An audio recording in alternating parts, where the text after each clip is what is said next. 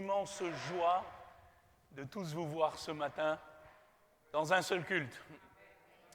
Ça fait plus d'un an que nous ne nous sommes pas vus ainsi et mon cœur est plein de joie de voir toute l'Église réunie.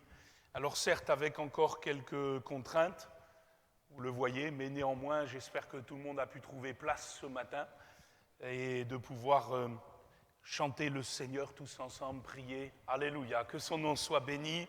Voilà, je veux remercier encore une fois tous ceux qui servent le Seigneur, particulier dans nos services d'ordre et d'accueil, puisque durant toute cette année, il a fallu maintes fois s'adapter, une fois, deux fois, trois fois, 10 fois, et ils ont toujours répondu présents. Voilà, je voudrais qu'on puisse les applaudir et les remercier ainsi, s'il vous plaît.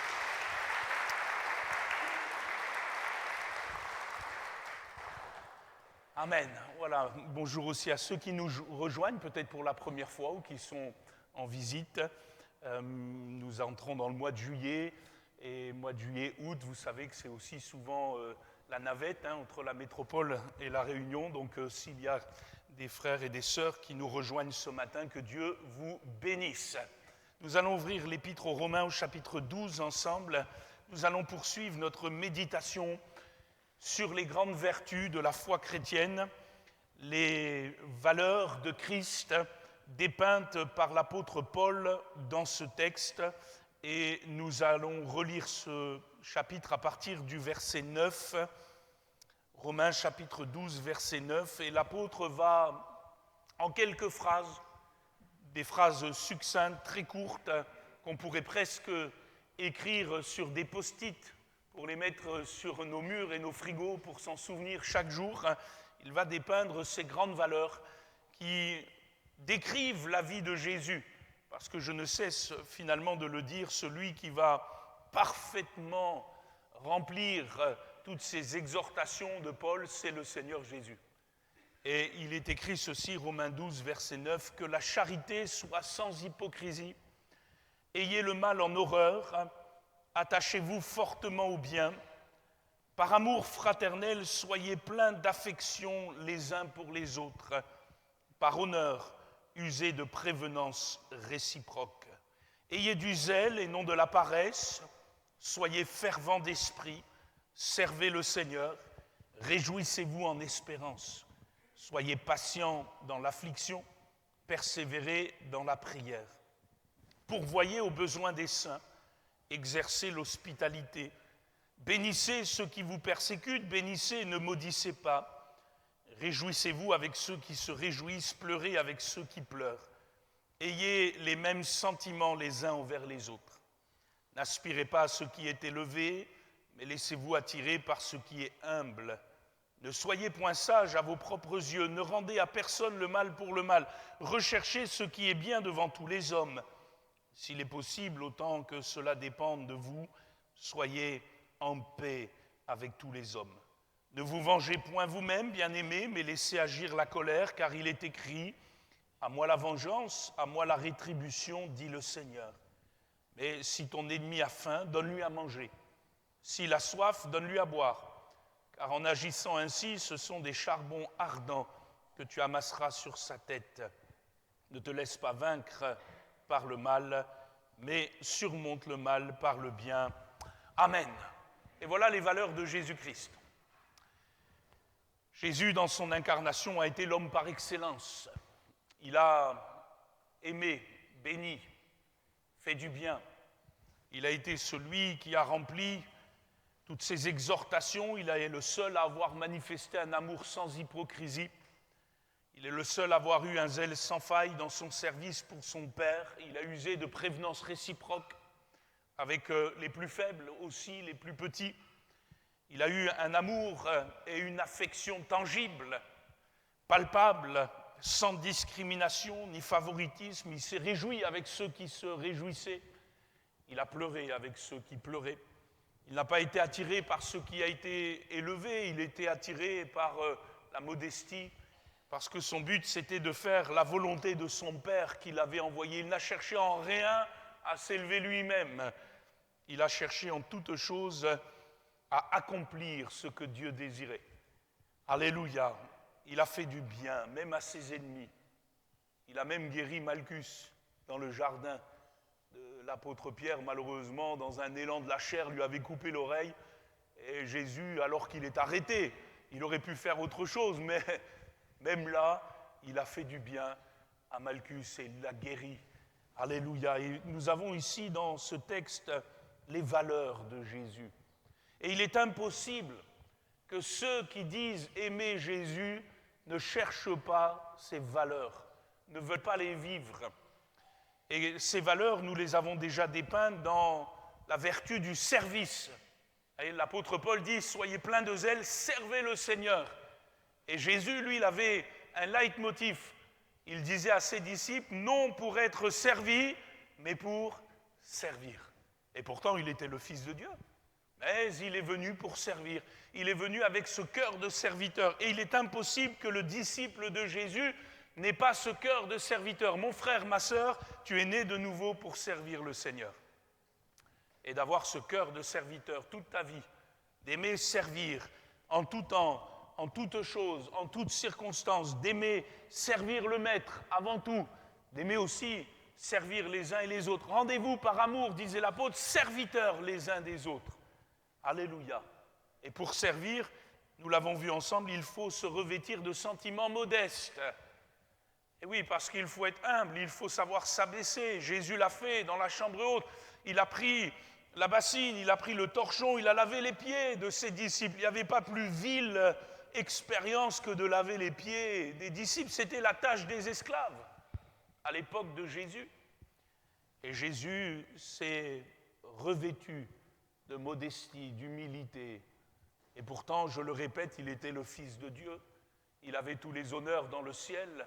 L'éclat et la gloire étaient à lui. Mais la Bible nous dit, il s'est dépouillé. Il s'est rendu serviteur. Il s'est humilié jusqu'à la mort sur la croix. Et c'est pourquoi Dieu lui a donné un nom qui est au-dessus de tout nom. Il y a dans la modestie et l'humilité la gloire de Dieu. Amen. Et c'est pour cela aussi, troisièmement, nous l'avons vu ensemble la dernière fois, que le chrétien, il doit être aussi un homme, une femme de valeur et d'honneur. D'honneur. Il est dit dans ce texte d'honorer. Et l'apôtre Pierre pouvait dire dans 1 Pierre 2, 17, honorer tout le monde. Et on a dans ce verbe honorer le respect de la personne, de l'individu. Vous savez, nous vivons dans un siècle de déshonneur. Nous vivons dans un siècle où les gens ne font plus cas des autres, même plus cas ni des autorités, ni de ceux qui sont élevés en dignité, ni même de leurs propres voisins, de leurs propres prochains. Nous sommes dans un siècle égoïste, égocentrique, mais nous, chrétiens, nous portons la valeur de l'honneur dans notre cœur. Nous voulons honorer notre conjoint. La Bible dit d'honorer nos épouses. La Bible dit aussi pour les épouses d'honorer les maris. Et il y a nécessité de l'honneur dans les familles. Les enfants doivent honorer leurs parents. Honore ton père et ta mère, parce que cela est bon et agréable devant Dieu. Et quel qu'il soit, quelle que soit la personne, nous voulons honorer, parce que l'autre porte l'image de Dieu. Alors Pierre disait, honorez tout le monde, aimez les frères, craignez Dieu, honorez le roi. Être des hommes, des femmes d'honneur, aussi avec une parole honorable. Des gens aussi qui tiennent leur parole, parce que c'est aussi les marques de Jésus. Jésus était un homme d'honneur. Amen. Même dans son affliction, il était honorable.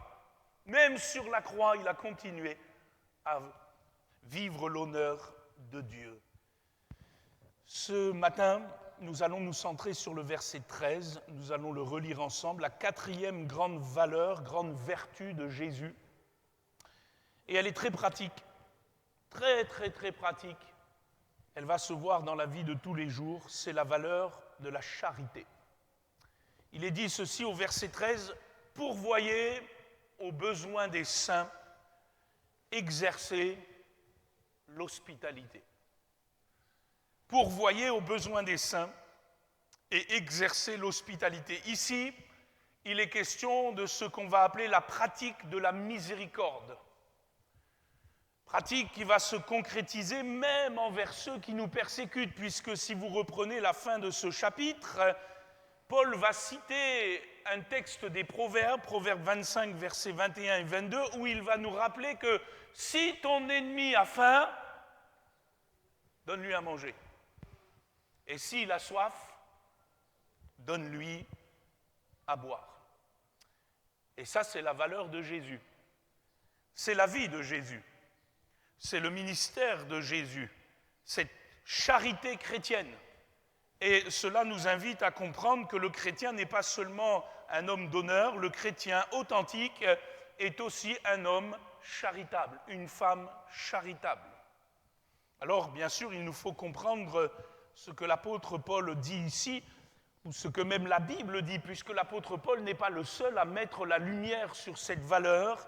Si vous allez avec moi dans l'épître aux Hébreux, au chapitre 13, au verset 1er, au verset 2e, elle est rappelée encore par un autre apôtre, Hébreux 13, versets 1er et 2e. Il est écrit ceci: « Persévérez dans l'amour fraternel, n'oubliez pas l'hospitalité, car en l'exerçant, quelques-uns ont logé des anges sans le savoir. » Et l'auteur de l'épître aux Hébreux ici fait certainement référence à un récit de l'Ancien Testament. Dans Genèse 18, lorsque Abraham, le père de la foi, est à l'entrée de sa tente, sous la chaleur du jour, et voilà qu'à l'horizon se profilent 3 silhouettes d'hommes. Il ne les connaît pas. Ce sont des individus qui passent par là, mais nous sommes dans une société où l'hospitalité est au cœur de la vie relationnelle. Et voilà que Abraham, dans sa charité, certainement poussé par l'Esprit de Dieu, va aller trouver ces hommes qui passent par là pour les accueillir chez lui, dans sa maison, dans sa tente, et dire ainsi à ces 3 hommes: « Seigneur, si j'ai trouvé grâce à vos yeux, ne passez point, je vous prie, loin de votre serviteur. Permettez qu'on apporte un peu d'eau pour laver vos pieds et reposez-vous sous cet arbre. J'irai prendre un morceau de pain pour fortifier votre cœur, après quoi vous continuerez votre route, car c'est pour cela que vous passez près de votre serviteur. » Et Abraham ne savait pas à ce moment-là que ces individus qui se manifestaient sous la forme d'hommes étaient en réalité 3 anges, 2 anges plus l'ange de l'Éternel. Et il va les accueillir. Et il va dire: « Je vais vous laver les pieds, je vais aussi aller prendre un morceau de pain. » Et puis quand on lit le récit, ce n'est pas un morceau de pain qu'il a été prendre. Il a été demandé à Sarah de faire des gâteaux. Et puis il a pris un veau qu'il a demandé à son serviteur d'apprêter avec de la crème et du lait. Enfin, le petit goûter s'est transformé en un véritable festin. Et la Bible nous dit que quand tout cela fut prêt, ils se sont assis sous les arbres. Abraham habitait les chênes de Mamré, et voilà qu'ils ont commencé à manger ensemble. Et c'est à ce moment-là que l'ange de l'Éternel, qui est le personnage le plus important de ce récit, va ouvrir la bouche et va donner une parole de foi à Abraham. Il va dire ceci: « Je reviendrai vers toi à cette même époque, et voici, Sarah, ta femme, aura un fils. » Vous connaissez l'histoire, Sarah qui écoutait, non loin de là, a commencé à rire, puisqu'elle était âgée. Elle disait: « Mais comment pourrais-je enfanter dans ma vieillesse ?» Et l'ange de l'Éternel de renchérir en disant: « Ta femme a ri, mais y a-t-il quelque chose d'étonnant de la part de Dieu ?» Et voilà que Dieu accomplit sa promesse. Quelques mois plus tard, Isaac est né. Et je me suis toujours dit, vous imaginez si Abraham n'avait pas ouvert la porte à ces 3 individus, si Abraham n'avait pas exercé l'hospitalité, si Abraham n'avait pas eu cette caractéristique, cette vertu, cette valeur de la charité, il serait passé à côté du miracle de Dieu. Et ce n'est pas le seul dans la Bible. Que dire de la fuite de Moïse, lorsque Moïse va enterrer cet Égyptien et qu'il va devoir fuir devant Pharaon, puisque cela était parvenu aux oreilles de Pharaon. Il va aller dans le désert, et là, dans le désert, après avoir erré un peu, il va se retrouver dans les terres de Madian, et il va être recueilli par un certain Jéthro. Et l'accueil de Jéthro à Moïse a certainement permis à Moïse de devenir celui qu'il est devenu 40 ans plus tard, le libérateur d'Israël. Si Jéthro n'avait pas ouvert sa porte, si Jéthro n'avait pas été miséricordieux envers Moïse, que se serait-il passé? Et il n'y a pas que lui. Pensons à Jacob, recueilli par Laban dans la maison de ses pères, pour devenir 20 ans plus tard Israël, le prince de Dieu. Et tout cela à chaque fois par simplement de la charité, de la miséricorde, de la compassion, de l'accueil. On pense à Ruth, accueillie par Boaz dans ses champs. Vous imaginez si Boaz avait chassé Ruth de ses champs? Mais il l'a laissé glaner, il a été interpellé par la vertu de cette jeune femme qui se donnait de la peine sous l'ardeur du soleil, et puis de fil en aiguille, par la providence divine et une sagesse à nous couper le souffle, excusez-moi l'expression, Ruth est devenue l'arrière-grand-mère de David, l'homme selon le cœur de Dieu. Et tout cela à chaque fois par un texte que nous avons lu, de pourvoir aux besoins des saints et d'exercer l'hospitalité. Et dans la Bible, il y a aussi malheureusement des contre-exemples. Nous nous souvenons dans Juge 19 de cette pauvre femme livrée en pâture sur la place publique qui est malheureusement abusée toute la nuit par des vauriens, et alors qu'elle essaye de chercher du secours, la Bible nous dit qu'au petit matin, elle va mourir sur le seuil de la maison. Une porte fermée. Elle va mourir là. Malheureusement, son décès va devenir le déclenchement d'une guerre fratricide en Israël, où la tribu de Benjamin a même failli y passer complètement, si vous relisez Juge 19. Pourquoi? Parce qu'il y a eu un manque de charité. Cette femme, elle est morte à 1 mètre du salut. Il suffisait qu'on ouvre la porte. Et on ne l'a pas fait.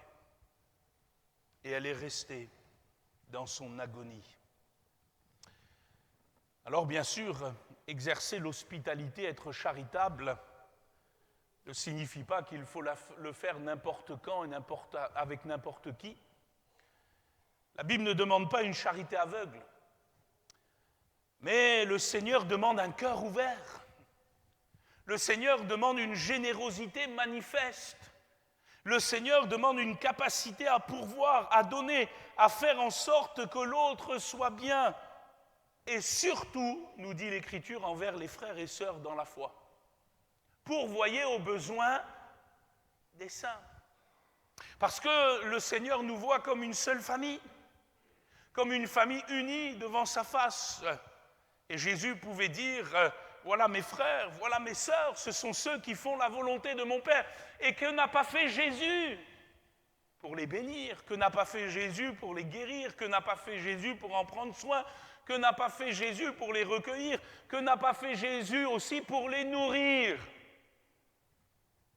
Vous vous souvenez de ces 5000 hommes, sans compter les enfants et les femmes qui étaient là, qui ont écouté le Seigneur et qui avaient faim. Qu'a fait le Seigneur? Il a trouvé un petit garçon charitable. Oui, parce que dans toute la foule, il n'y en avait qu'un. Je ne sais pas quel âge il avait, mais la Bible dit que c'était un enfant, donc un petit marmaille. Il n'y en avait qu'un qui avait un cœur en or.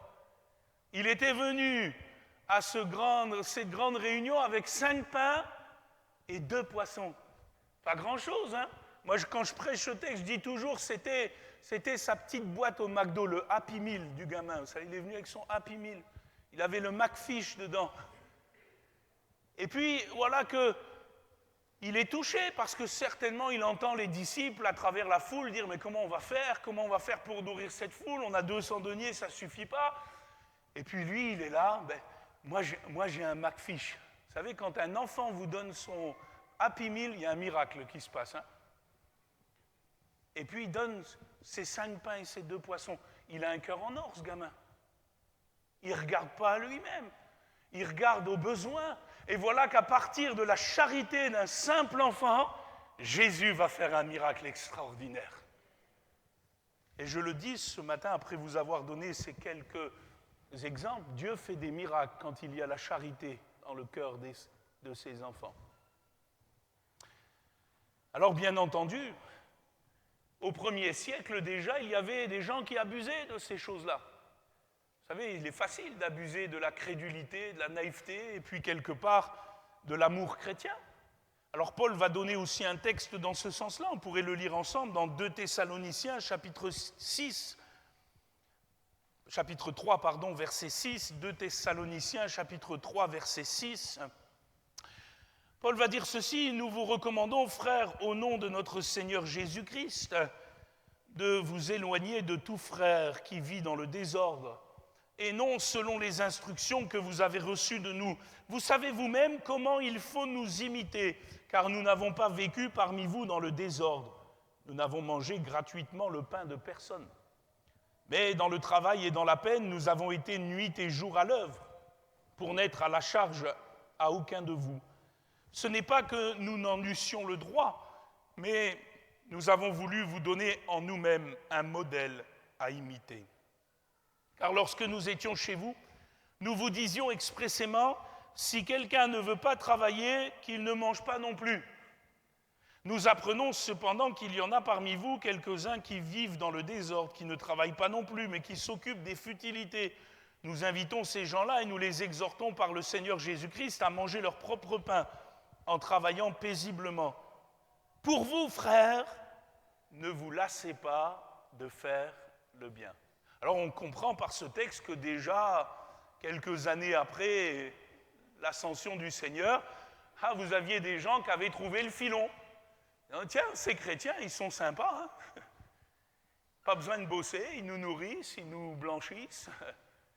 Et puis il y avait des abus, certainement, et cela peut-être touchait le cœur de certains frères qui n'avaient plus envie de faire le bien, puisque Paul dit à la fin: mais les frères, ne vous lassez pas de faire le bien. C'est vrai qu'il y aura des abus, c'est vrai qu'il y aura des gens qui malheureusement prétendront avoir certains besoins et vous spoileront, c'est vrai, mais ne vous lassez pas de faire le bien.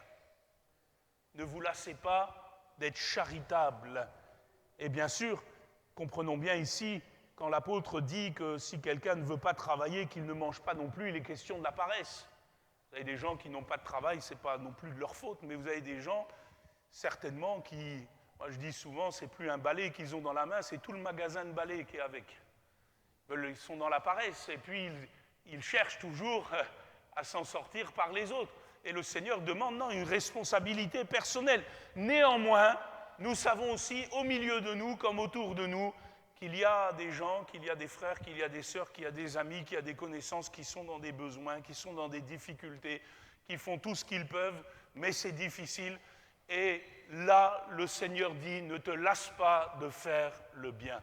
Et quand tu fais le bien, mon frère, ma sœur, s'il te plaît, que ta main gauche ne sache pas ce que fait ta droite.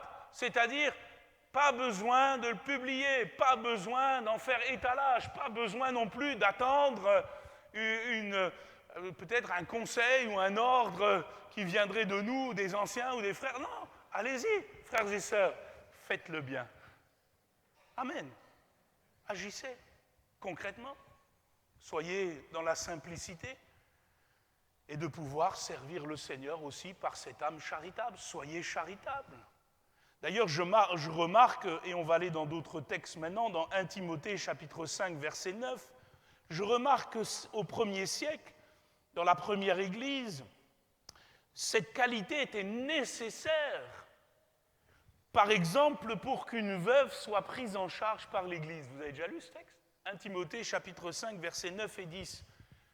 L'apôtre dit ceci: qu'une veuve pourrait être inscrite sur le rôle. Alors, qu'est-ce qui se passait au 1er siècle ? Il y avait des veuves, hein, et puis vous savez qu'à l'époque, il n'y avait pas le minimum vieillesse, il n'y avait pas l'assistance publique, vous n'aviez pas les aides de l'État, les veuves étaient livrées à elles-mêmes, et donc l'Église prenait soin d'elles, ils avaient un rôle, ils avaient un cahier, hein, ils inscrivaient ceux qui avaient besoin, mais là aussi, pour qu'il n'y ait pas d'abus, pour que les choses soient bien claires, l'apôtre donne une directive, il dit pour qu'une veuve soit inscrite sur ce rôle, hein, donc qu'elle soit prise en charge par l'Église, qu'elle n'ait pas moins de 60 ans, qu'elle ait été femme d'un seul mari, qu'elle soit recommandable par de bonnes œuvres, ayant élevé des enfants et exercé l'hospitalité, lavé les pieds des saints, secouru les malheureux, pratiqué toute espèce de bonne œuvre. Et quand Paul parle de ces espèces de bonnes œuvres, il parle de tout ce que notre main peut faire pour bénir, pour faire du bien. Le Seigneur parlera, nous le lirons en dernier, de ce verre d'eau que nous sommes appelés à donner à l'un de ses plus petits.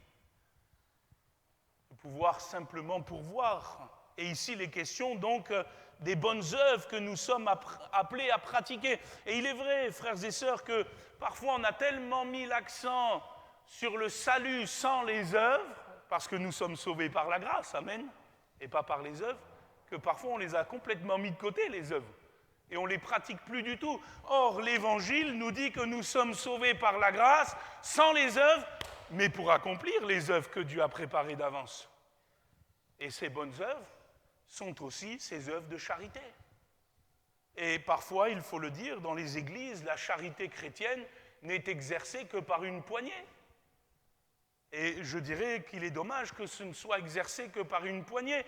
Et même si, quelque part, tu n'as pas grand-chose, l'apôtre Paul parlera des églises de Philippe, des Philippiens, en Asie, qui, lorsqu'ils ont appris que leurs frères étaient esseulés à Jérusalem à cause d'une famine, malgré leur pauvreté extrême, se sont cotisés pour les bénir. Parce que le Seigneur ne te demande pas non plus la lune. La volonté, la bonne volonté, disait Paul, lorsqu'elle est là, elle dépend finalement de ce que nous avons. On ne peut pas donner ce que nous n'avons pas, mais néanmoins, peut-être tu n'as que 5 pains et 2 poissons. Peut-être que tu n'as qu'une boîte de sardines, excusez-moi, mais donne-la avec cœur, donne-la avec joie, parce que tu ne sais pas ce que le Seigneur peut faire. Tu ne sais pas comment le Seigneur peut agir. Et c'est concret. La charité, elle est aussi demandée à ceux qui veulent servir le Seigneur. Je le dis dans 1 Timothée, je le lis avec vous, 1 Timothée chapitre 3, versets 1er et 2e. Il dira ceci, cette parole est certaine. Si quelqu'un aspire à la charge d'évêque, alors lisez pas le mot évêque comme aujourd'hui, lisez-le dans le sens d'ancien, de responsable, quelqu'un qui veut servir le Seigneur. Il désire une œuvre excellente. Et oui, c'est une œuvre excellente. Néanmoins, il faut que l'évêque soit irréprochable, mari d'une seule femme, sobre, modéré, réglé dans sa conduite, hospitalier, propre à l'enseignement, etc., etc., etc.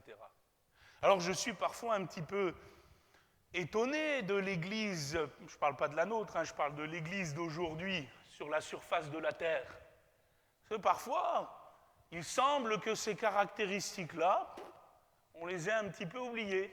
On cherche quelqu'un qui parle bien, on cherche quelqu'un qui a une soi-disant belle onction, on cherche quelqu'un qui il a une certaine prestance, il a un certain charisme, il a certains dons. On va dire, regardez, tel pasteur, tel ancien, tel ministère, tel diacre, Puis on oublie que, non, il faut d'abord, premièrement, qu'il soit irréprochable, modéré.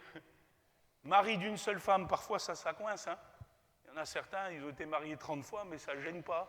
Moi, je suis toujours stupéfait de la manière dont on interprète l'Écriture. Et puis il dit hospitalier, charitable. Voilà les marques qui sont appelées littéralement dans ce mot hospitalier, je vous le dis puisque le texte est en grec, c'est philoxénos.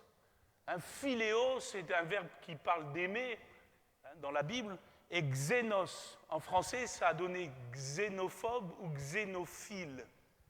Quelqu'un xénophobe, c'est quelqu'un qui n'aime pas les étrangers. Quelqu'un de xénophile, c'est quelqu'un qui aime les étrangers. Et l'apôtre parle de ce mot pour exprimer la charité chrétienne. Il est impossible, moi je le dis ouvertement, frères et sœurs, il est impossible qu'un chrétien digne de ce nom soit xénophobe. Vous devriez dire amen là.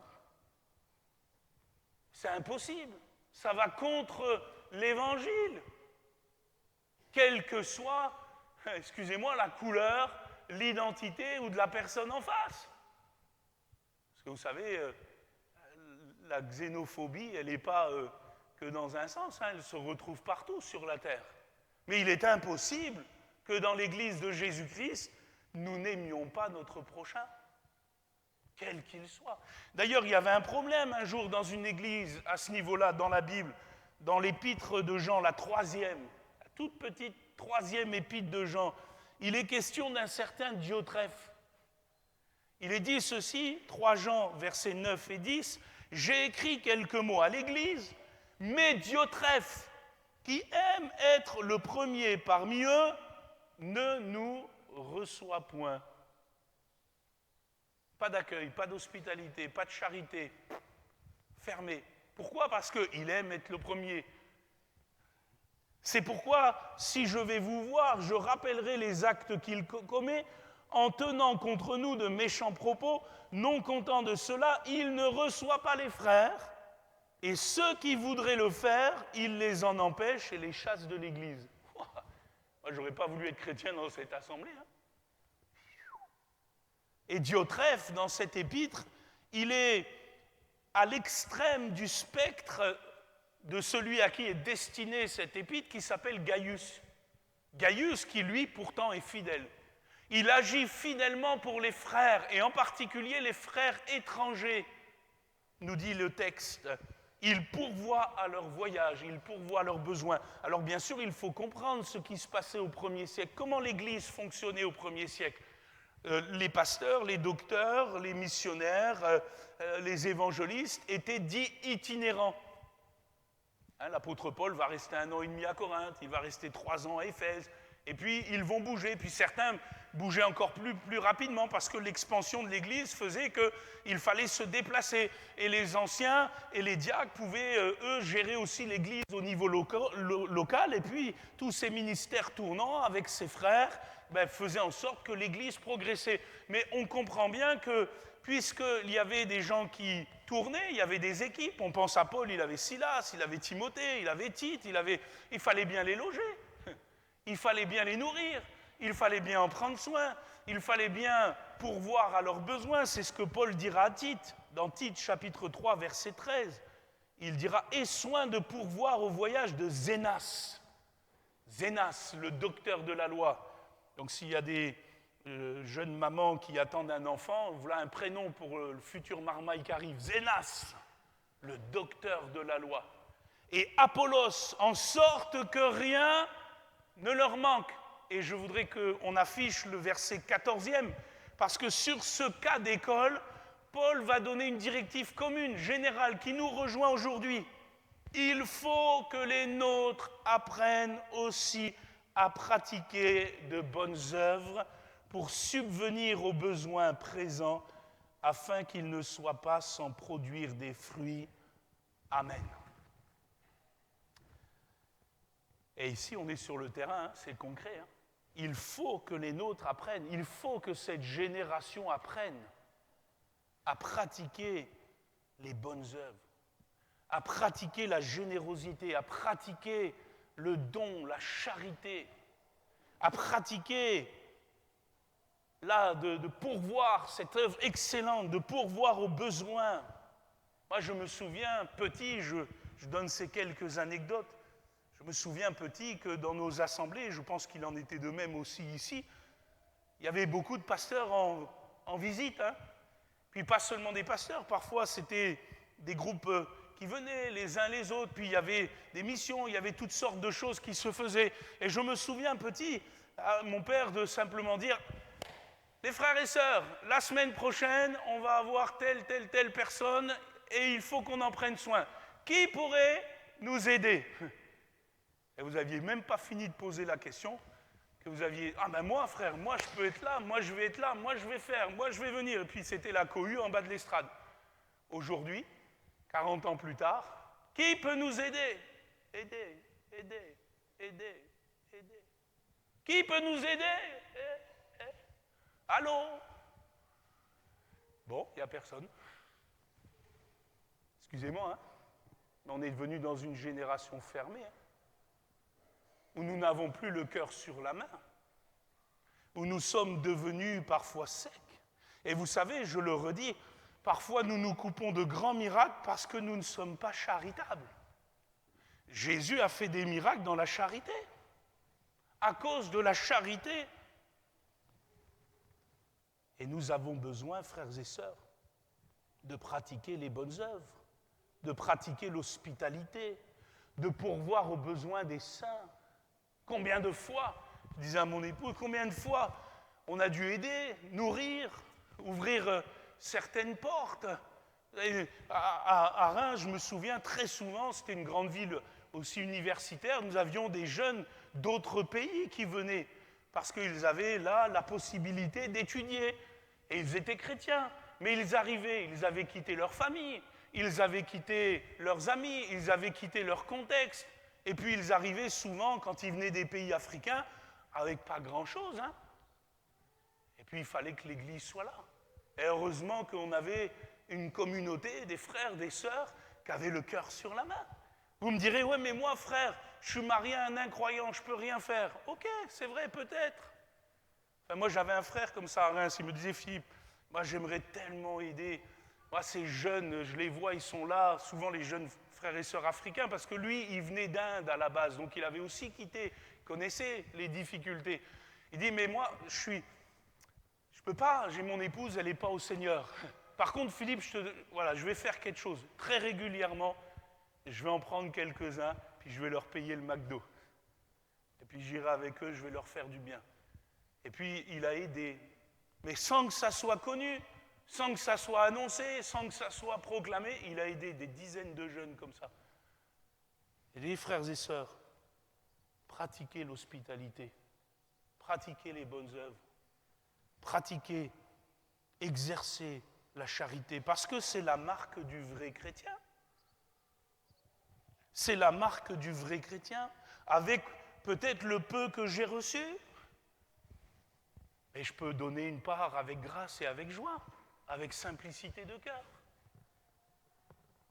Et certainement qu'on a besoin de comprendre, frères et sœurs, qu'une grande part des progrès de l'Évangile ne vont pas se tramer seulement dans cette salle.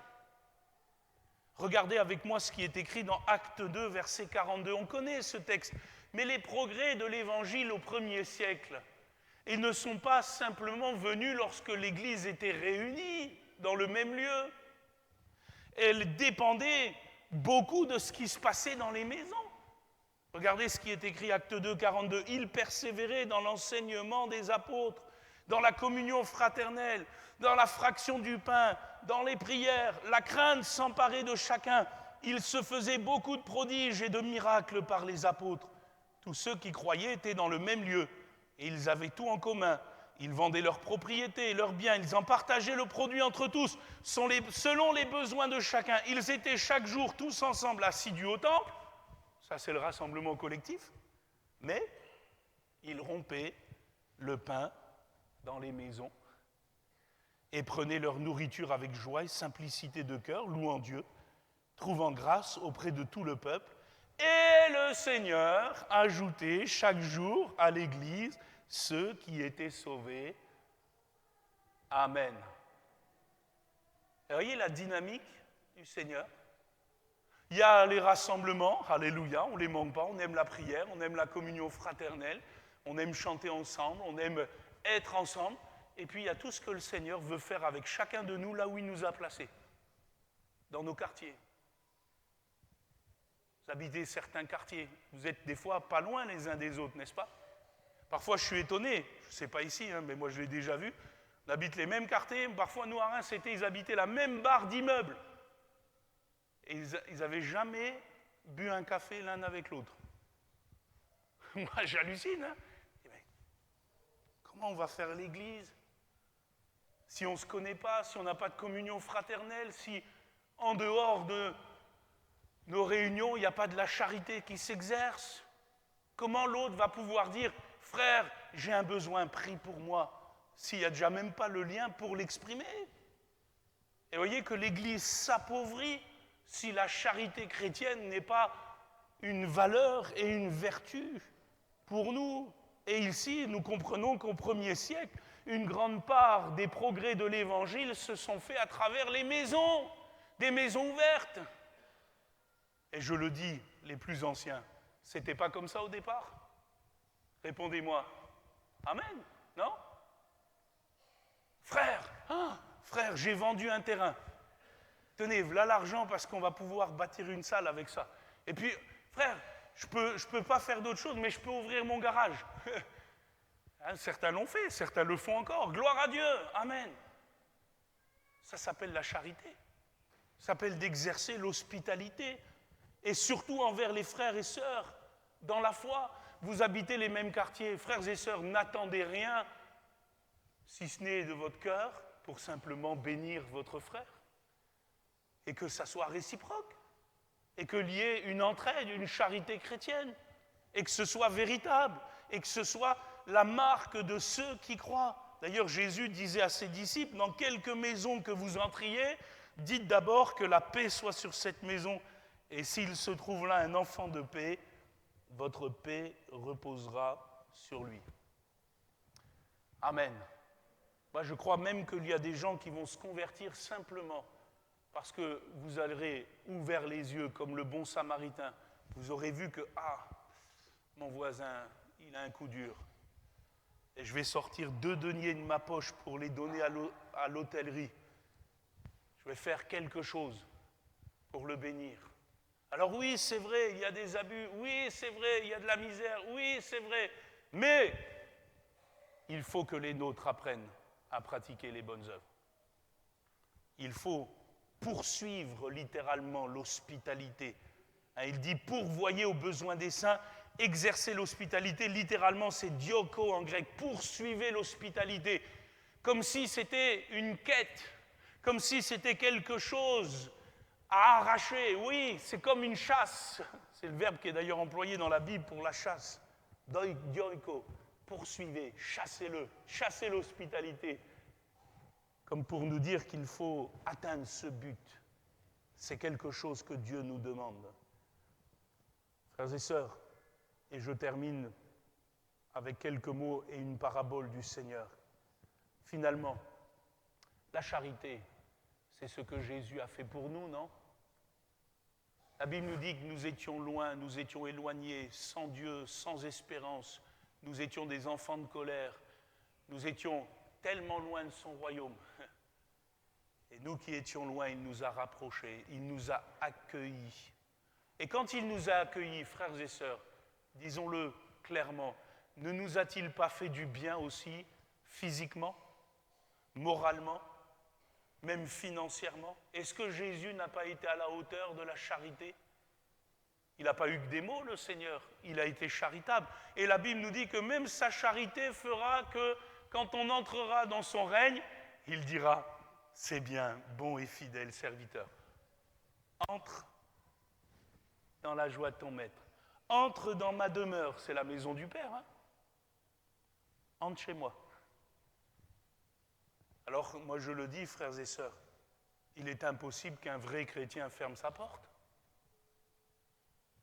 Si Jésus nous ouvre la sienne, nous devons aussi exercer l'hospitalité, poursuivre l'hospitalité, pourvoir, donner, être sensible, être rempli de l'esprit, pratiquer les bonnes œuvres.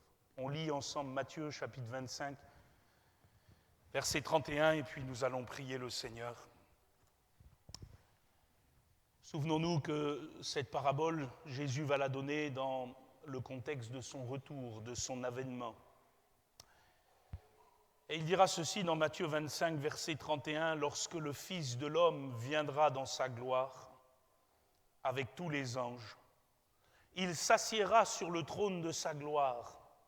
Toutes les nations seront assemblées devant lui. Il séparera les uns d'avec les autres, comme le berger sépare les brebis d'avec les boucs. Et il mettra les brebis à sa droite et les boucs à sa gauche.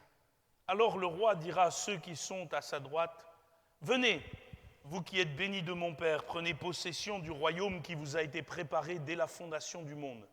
Car j'ai eu faim, et vous m'avez donné à manger. J'ai eu soif, et vous m'avez donné à boire. J'étais étranger, vous m'avez recueilli. J'étais nu, vous m'avez vêtu. J'étais malade, vous m'avez visité. J'étais en prison et vous êtes venu vers moi. Les justes lui répondront, Seigneur, quand avons-nous vu avoir faim? T'avons-nous donné à manger ou avoir soif? Ou t'avons-nous donné à boire? Quand avons-nous vu étranger et t'avons-nous recueilli? Ou nu et t'avons-nous vêtu, pardon. Quand avons-nous vu malade ou en prison et sommes-nous allés vers toi? Et le roi leur répondra, je vous le dis en vérité, toutes les fois que vous avez fait ces choses à l'un de ces plus petits de mes frères, c'est à moi que vous les avez faites. Amen. Amen. Frères et sœurs, pourvoyez aux besoins des saints.